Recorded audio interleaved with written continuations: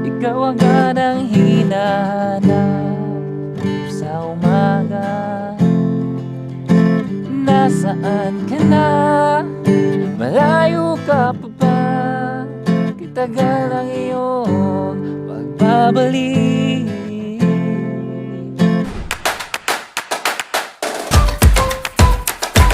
Hi guys! Welcome back again to my YouTube channel. Guys, for today's vlog, dito po tayo ngayon sa Panorama Park.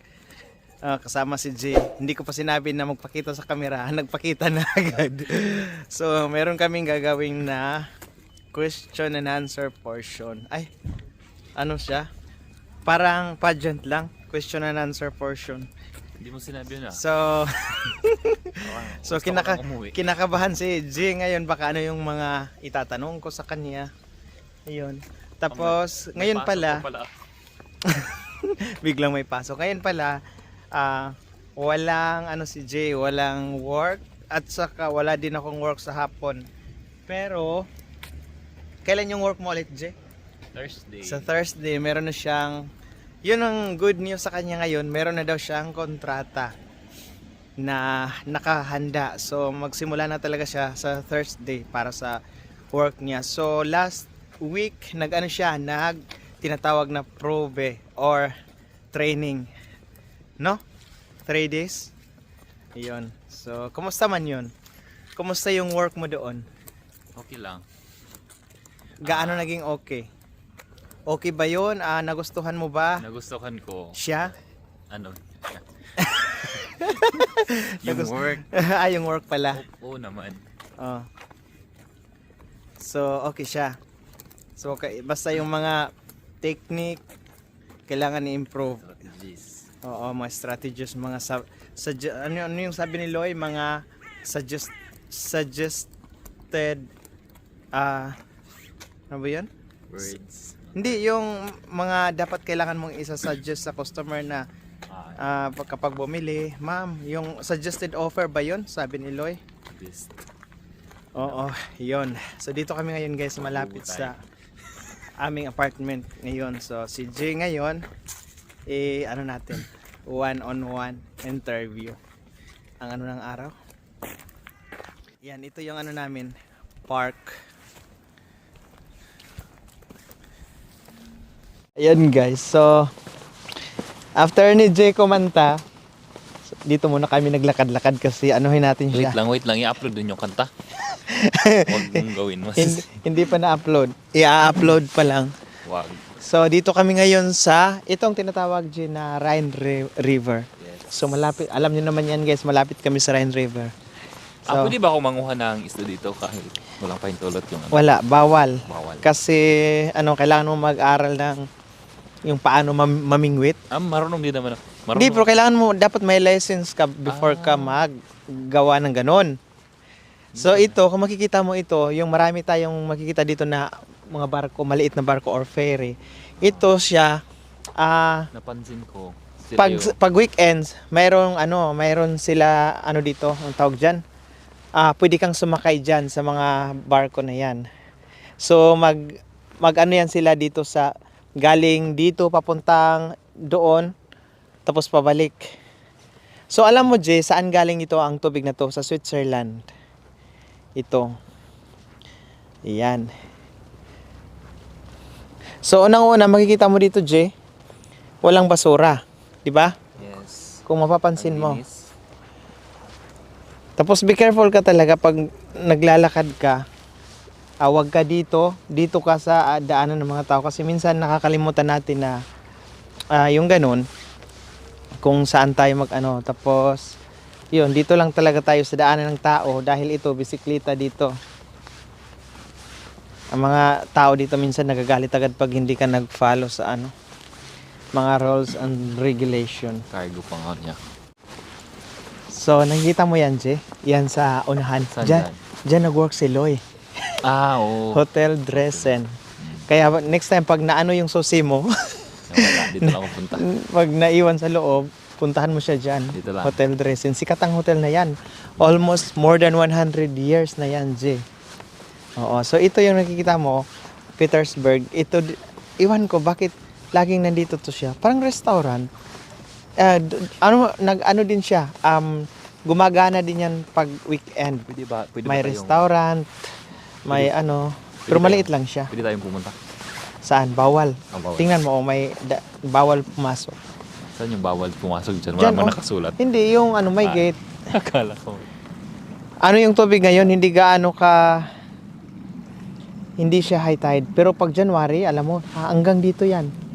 Dito, oo, makikita mo yan, oh. Di ba? Kasi hanggang dyan, pag January kasi umuulan na, maraming ice doon sa Switzerland, doon. Doon kasing Switzerland eh. Daming milk yung mga... Oo, sa bundok. Oh, kaya hanggang dito yung tubig, J. Minsan hindi to nadadaanan talaga dito. Dito? Oo. Sure? Oo. Kaya sabi ko sa'yo, sa lugar na yan, dyan, sa kabila, ang hotel ata yan o apartment, hanggang dyan yung, yung tubig sa ground floor, umaabot talaga dyan. Oo. Tuwing ano yan, January, February, dyan sa, ano na yan. Parang sa atin sa Davao, pag January, dyan ang laging umuulan. Yun.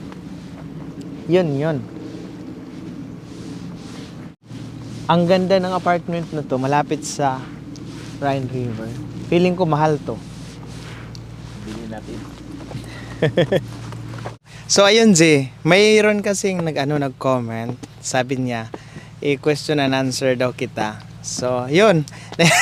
Naisipan ko kasi sabi mo na gusto mong mag-vlog. Gusto mo pa ba? Ito na. Ito na yung first time na ma-interview kita ngayon. So, may nagtanong, nakalimutan ko yung tanong niya. Basta ang sabi niya ay question and answer daw kita. So, paano nagsimula? Ay, bakit hindi mo pinagpatuloy yung pagiging, yung pag-work mo sa sa government? Dahil, di ba, mayroon ka ng lisensya. So, bakit hindi mo pinagpatuloy yon? Anong nangyari? Actually, mahaba kasi pero sige, sahin ko. Yun, nung pumasa ako, year 2019. So, the time COVID. Tapos, hindi ako agad nakapag-apply. Kasi nga, the time, hindi pa tumatanggap kasi may COVID. And, at the time rin nung, pwede na sana ako, may yung, ano mo tawag nun? Recruitment. Doon, naghanap na ako ng mga requirements. Tapos, on the first day, pag ko ng requirements, inatake ako ng sakit ko. Yun sa may cyst kasi ako sa brain. Nagka-seizure. Yun, nahimatay ako. Tapos, pag gising ko, nasa hospital na ako. Then, Very good. tapos, yun, sabi ng doktor sa CT scan, MRI, na may bukol daw na nakita sa utak ko at kailangan ko maoperahan. At yun, hindi na ako nakapag-proceed. So, kailangan ko, after ko maoperahan, is na kailangan ko maghintay ng 2 years. Pero bibigyan daw naman ako ng pahintulot na makapag-apply muli. Pero hindi ko na tinuloy kasi mahihirapan na ako. Kasi hindi ganun kadali yung training eh. May isa doon yung tusok ulo. Ay, ganun, hindi ko yan Ano ibig sabihin nun? Yung mo yung ulo mo dun sa... Basta. Itusok yung ulo? Tapos ulo lang yung dun sa... Mga Mahirap? mabato. Mahirap, basta ganun. Mahirap yun. Sa yung pag-apply ng Isa lang yun ha. Isa lang yun ng mga... requirement? Hindi doon sa training. Isa yun na mga... Hindi ko talaga kaya, sinabi ko sa sarili Ay, ko. Diyos And ko Lord. siguro it was God's plan din kasi siguro sa first day pa lang ko ng requirements, nagka-seizure agad ako, so it was His ways na huwag mo lang ipagpatuloy yan, hindi yan para sa'yo. Siguro dun sabi na parang hindi man niya mismo sinabi sa akin, pero nakita ko yung mga paraan niya. Sabihin ko lang mahal niya ako, tapos ganun. Kasi pag nandun ako sa training, doon ako nagka-seizure. So, baka mas malala pa yung mangyari. Teka lang, ano yung narinig ko? Sabi mo mahal niya ako. Ano yun? Hindi ko na-gets.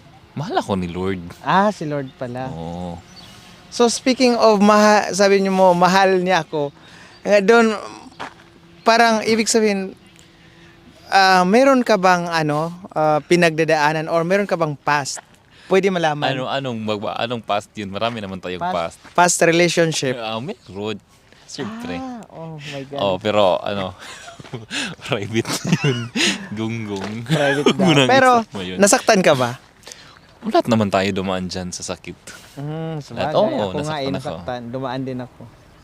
For Pwede almost 2 years ko My God, nag-move almost on. 2 years. Ba't Pwede, kasama ba to sa tanong? Parang wala akong nabasa doon. kasama na kasi syempre may magtatanong kung single ka ba or may ano ba. Ah. So doon muna tayo sa past. So ngayon, hindi na lang tayo mag-name drop. Hindi muna tayo mag-name drop. So Present, ngayon, future. so may pinagdadaanan ka pala sa panahon na 'yon. So ibig Ano? sabihin nasaktan ka, no? During that. Grabe. So feeling ko na in love ka ata. Oh. Sobra. So, Ilang taon na pinagdaanan mo yung broken hearted? ilang taon? Actually, 2 years akong nag-move on. Nakamove on na lang ako nang alam ko na may iba na siya. Yun, tinanggap ko na lang kasi mahal mo yung tao. Dapat masaya ka na rin kung saan siya masaya. Yun nga. Mahirap pala yung ganun. Mahirap. Parang nakarelate ako nito. Oo. Pero, pag nakamove on ka na, Hindi ka pa pinatawad? pinapatawad naman tayong Pero bakit? iba't Anong ibang klase nangyari? naman yung pagpapatawad. So yun. Parang Yun- papatawarin kita pero maghiwalay na tayo. Kung Oo. ganun, oh my God. Ika nga, you can forgive but you cannot forget. Yun. So ano pa yung mga nararamdaman mo noon na after na broken hearted ka, J, sa mga panahon na yun? Hopeless naman. Hopeless. Kasi nga yung taong parang akala mo akala mo sa'yo na hindi na mawawala tapos biglang dumating yung araw na. Pero anyway, kasalanan ko naman kung bakit siya nawala. Pero walang third party ha, walang third party. Pero hindi mo sinabi yun kung ano yung kasalanan mo. Pwede mong Ah. sabihin dito. Kasi kahit sa akin hindi mo sinabi eh. Yung minsan, yung attitude talaga natin tapos hindi na kinaya yung mainitin nata partner yung mo. ulo mo. Yung ganun, Tapos LDR ba siguro. naman kami tapos hindi magkaintindihan, ganun. Paano mo nasabi LDR? Saan pala siya? Saan ka noon? Sa Davao ako tapos doon sa probinsya. Pero okay na yun ngayon. Okay naman ako ngayon. Masaya na ako. Pero at that Hindi time, hindi pa tayo tapos sa ano ba? Ay, masaya ka sa kanya, para sa kanya. Kasi meron na siyang bago. oo. Pero buti na lang hindi dumating sa na yung gagawa ka na yung mga bagay na hindi dapat gawin, Diyos ko. Hindi, ito lang yung ginagawa ko talaga. Dumating yung point na naisip ko, what if to end my life? Uy! At buti na lang, matakot ako sa Diyos. Yun.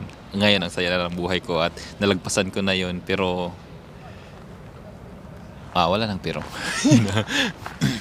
So nalagpasan mo na mabuti naman. So kaya guys, yun yung rason bakit naisipan ko siya na tulungan na mag-aral ng German language at saka mag-apply ng language visa kasi yun nga, yung tinanong ko siya, sabi niya, hindi pa siya naka-move on, wala daw siyang jowa talaga kasi hindi pa naka-move on. This year talaga, yung sabi niya. Kaya sabi ko, baka ano pang mangyari, try ko kasi kahit saan na din siya kahit saan siya nag-apply pero hindi siya nakaalis. 'Di ba, Jay? So yun, sabi ko, tutulungan kita pero may pero.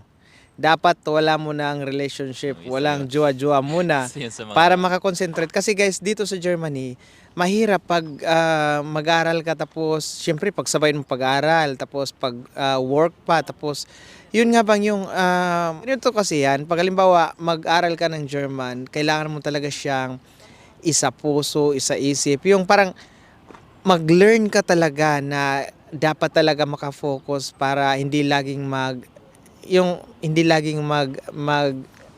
mag-speak kami ng language namin At saka Tagalog, Bisaya or English, German talaga lagi kasi para ma-enhance yung utak mo. Kasi ako 1 year ako guys bago ako nakapag ano talaga ng German. Yung utak ko noon, grabe masakit. Masakit yung ulo ko. Kasi hindi araw-araw na nag-ano kami, A1 pa lang yun sa sa school. Yung hindi ko maintindihan yung pinagsasabi ng teacher, pero araw-araw naririnig ko. Doon ko na nalaman na ganun pala yun. Kasi dapat kailangan malaman mo kasi hindi mo alam, pinag-usapan ka na pala nila. Oo, yun. Doon. Kaya kumusta pala yung ano mo dyan sa school? Day by day na may improvement naman. May Ich improvement. spreche Deutsch. Ich spreche ein bisschen Deutsch and natürlich ich lerne jeden Tag. Oo, di ba? Alam na niya, mayroon na siyang kunting alam. Pero maya, i-exam ko to. So ngayon, ano na yung life mo? Kumusta na yung life mo ngayon? Dito masaya. Di ba sinabi ko na nung sa mong vlog? Pero lumalaban hanggang ngayon. Ngayon, araw-araw. Kaya yun naman ang buhay dito, di ba? Lumalaban para kanino? Para sa bayan. Ayun. Grabe. Sabi mo, para naman sa akin kasi yung magjujuwa, dapat may inspirasyon ka din. Para Oo, pagbutihan normal naman mo, yun. pagbutihan mo yung ginagawa mo, lumaban ka ng Patas. hanggang sa dulo ng walang hanggan. Dito na tayo. So ayun na nga guys. So ano pa Jay? Ano yung ano mo ngayon, yung mga dream mo sa buhay, nandito ka na sa Germany. Ano yung mga next mga plano? Syempre, mayroon talaga 'yan, hindi pwedeng wala. No, Mga target mo. Yun, magtagumpay sa mga ginagawa. Tapos makabuo ng sariling pamilya. Ay. Pamilya agad 'yun. Oo, yun naman talaga.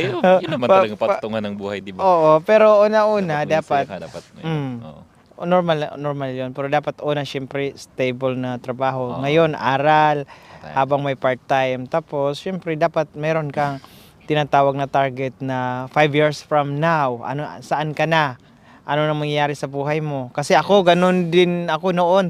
Alam mo ba anong edad ko nung dumating ako dito? 28 years old. Same pala tayo. So pareho tayo. Ay, alam na nila yung edad ko. So 28 years old ako So, noon, 38 guys. ka na ngayon. Hindi, wag mo din dagdagan. Yulo. So, magkaedad pala tayo nung dumating ako Germany, 28 years old ako. So, 9 years na ngayon. 9 years. Ngayong December, next month. Kaya yun. So, marami akong ang kaibahan lang sa akin, 5 years ako hindi nagtrabaho. Bakit? Kasi nasa bahay lang ako kasi yung sa bahay lang ako kasi nagle-learn lang ako tapos yung parang ini-enjoy ko muna yung sarili ko ng 5 years. Parang ayaw din naman ng ex ko na mag-work ako. Pero meron akong mini job noon. Oo, kasi kailangan talaga kasi syempre tayong mga Pinoy talaga, yun yung ugali talaga natin or nakasanayan na tumutulong tayo sa ating family. Dito sa Germany, iba naman sila pag 18 pag may work na or 18 above na yung mga anak, nandun na mayroon ng anong tawag doon? Mayroon ng sariling bakod or mayroong sariling apartment or after mag-aral may sarili ng trabaho, wala na, hindi umasa sa kanilang magulang. Oo, hindi na umasa sa kanilang magulang. Ganon din ang mga magulang, hindi umasa sa kanilang mga anak kasi meron din naman silang mga work or pension. So sa atin naman, syempre may kaibahan dun sa atin. Yeah. Tayo yung inaasahan. Kaya ang wish ko na sana mag-concentrate ka sa pag-aaral mo tapos congrats pala sana sana ingatan mo yung bago mong trabaho kasi guys magsisimula na siya sa trabaho niya soon. Yun guys, so syempre happy naman kami, may work na siya at the same time, kaya sabi ko na mag-learn talaga sa German kasi may mga German na customer doon, syempre kailangan din niya mag-German. So isa din yun na magiging yung yung pag salita niya ng German, magiging hands-on. Yun. So yun. Ano pa ba yung gusto kong sabihin? Yun lang sana. Tapos in the future, di ko pa alam ngayon kung ano yung kukunin niya na tinatawag dito na Ausbildung. Yung nag-aaral ka habang nagtatrabaho pero may sahod na. With up to 3 years yun. So after noon, pwede na siya magtrabaho full time. Yun yung kagandahan dito. So, nasa iyo na kung ano yung gusto mong kunin na hospital loan. Kasi sa ngayon, enjoy muna yung pag-aaral mo at saka part-time. Kailangan muna kasi mag-aral. Ayusin yung pag-aaral kasi isa yun na requirement bago makapag-Ausbildung. Kung gusto mong hanggang B2, mas maganda. Yun. Kasi kung in the future gusto mong maging permanent dito, permanent resident sa Germany, at least B1 meron ka. Yun na yun. After ano kasi yan 3 or 5 years kapag may full-time job ka na, pwede ka na mag-apply ng ang 3 years pala permanent resident. Ang 5 years kung gusto mong magiging German citizen. Yun. 5 years. Pero dati last time, ano lang yan, 3 years. Ngayon, parang binalik nila sa 5 years bago ka makapag-apply ulit ng, bago ka na makapag-apply ng German citizenship. Yun. Anong kaibahan ng ang resident to citizenship? Ang kaibahan, ang permanent resident, unlimited ka dito sa Germany. Unlimited yung visa mo. So, kalagay doon, every 10 years ang renew. Unlimited. So, yun. So, pagdating sa citizenship, iba din yung citizenship. German ka na. So, parang lahat ng mga benefits dito, mga law, kung ano man, kasali ka. Yung sa permanent resident lang, iba lang yon. Foreigner ka pa rin. Pero, ano ka dito, unlimited.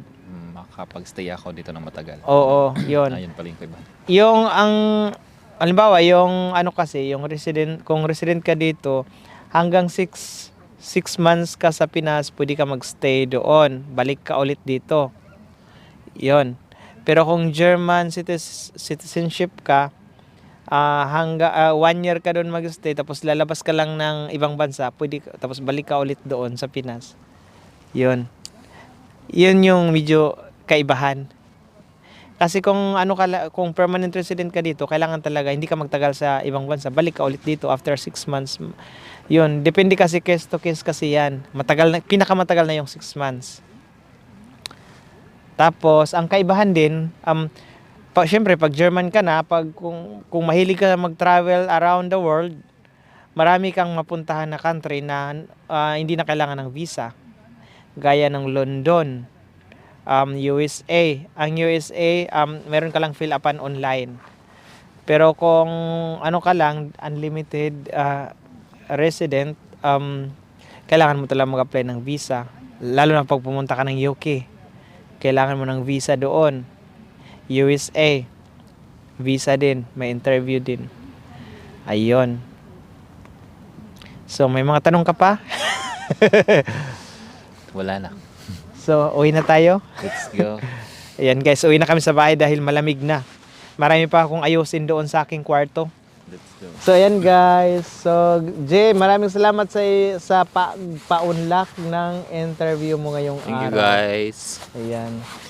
So, balak mo na God bless talaga everyone. mag-vlog. Depende. Nagdadalawang Parang isip pa siya. Mahirap pala. Mahirap talaga. Ready ka na bang mabash? Bye-bye guys. So, uwi na muna kami sa bahay. And then Shunin tag. It's all one love and forever laid out in front of me. One that I die, you only remind my mood. I take one step away, and I found myself